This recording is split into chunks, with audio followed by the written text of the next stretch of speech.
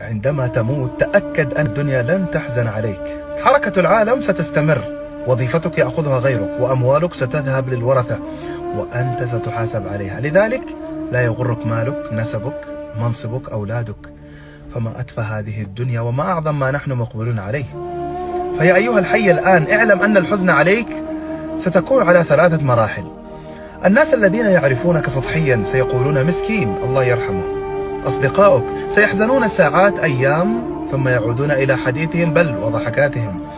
الحزن العميق في البيت، سيحزن أهلك أسبوع، أسبوعين، شهر، شهرين، أو حتى سنة، وبعدها يضعونك في أرشيف الذكريات. انتهت قصتك بين الناس وبدأت قصتك الحقيقية وهي الآخرة.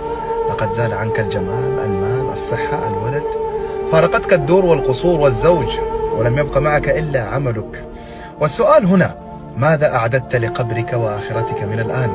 هذه حقيقة تحتاج إلى تأمل، لذلك احرص على الفرائض، النوافل، صدقة السر، عمل صالح، صلاة الليل، حسن الخلق، لعلك تنجو. وذكر فإن الذكرى تنفع المؤمنين. تأكد عند موتك الدنيا لن تحزن عليك.